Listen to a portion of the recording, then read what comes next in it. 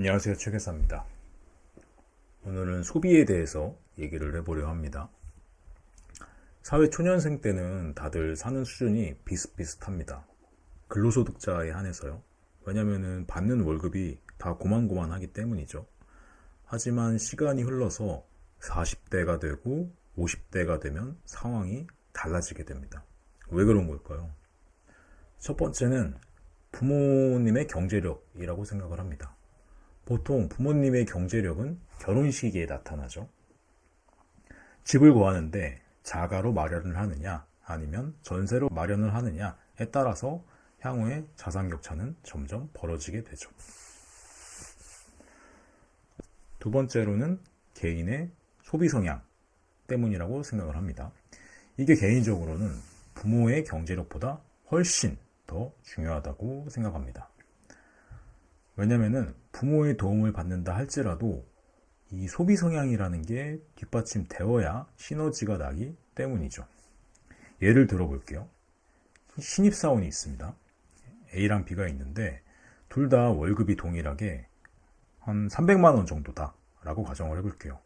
그리고 A, B 모두 부모님으로부터 받는 도움은 없다 라고 가정하고 말씀드려 볼게요. 일단 A는 저축은 한 200만원, 그리고 소비는 100만원 이렇게 한다고 가정해 볼게요. 그리고 B는 저축은 50, 소비는 250 이렇게 한다고 생각을 해보겠습니다. A가 B보다 한 달에 저축하는 금액이 4배가 많은 거죠. 50만원 대비 200만원이니까요. 그러면은 A와 B의 격차는 1년 후에는 1800만원. 그쵸? 150만원씩 12개월이니까 1800만원이 받죠. 그리고 10년 후에는 이게 1.8억까지 벌어지게 됩니다. 물론 1.8억이라는 금액이 그렇게 크게 와닿지 않을 수 있습니다. 하지만 만약에 A가 이 시드를 모아서 투자에 성공을 했다라고 하면은 이 격차가 10년 후에 1.8억이 아니라 18억, 20억까지 벌어질 수가 있습니다. 누군가는 이렇게 말씀을 하시겠죠. 물가가 급등하고 있는데 한 달에 100만 원으로 어떻게 사냐 이렇게 말씀하시는 분들도 아니면 속으로 생각하시는 분들도 분명히 있으실 거라고 생각을 합니다.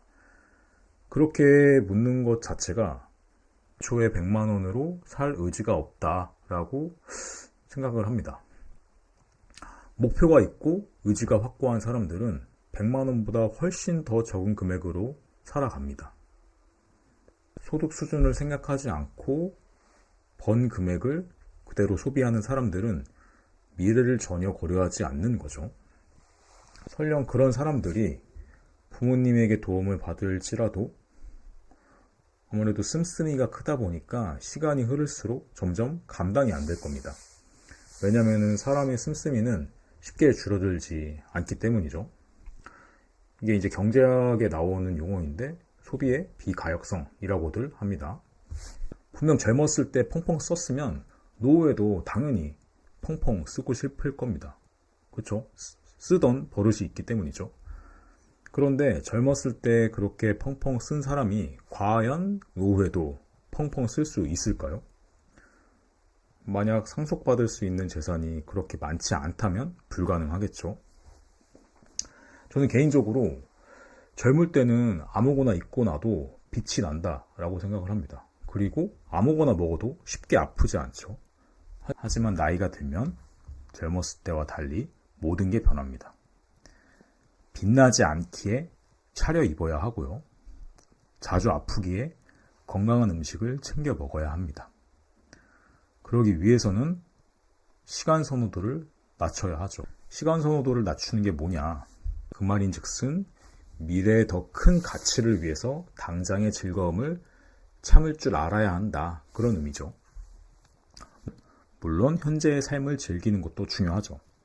하지만 너무 당장의 즐거움을 우선해 살다 보면은 노인이 돼서 할아버지 할머니가 돼서 분명히 후회할 거라 생각을 합니다. 요즘은 너도 나도 인스타에서 자랑질을 하는 걸 보면은 나중에 후회하는 사람들이 엄청 많아질 겁니다. 나이가 들면 서러운 일이 한두 가지가 아니라고 하죠. 그나마 경제적 자립심이 있어야 독립적으로 살아갈 수 있고 서러운 일이 그나마 덜 할 수 있겠죠. 그러니 현재의 삶을 즐기는 것도 좋지만 수준에 맞게 소비하면서 살아가야 되지 않나, 이런 생각을 해봤습니다. 그럼 오늘 영상은 여기까지 하고요. 다음에 더 좋은 영상으로 찾아뵙겠습니다. 시청해주셔서 감사합니다.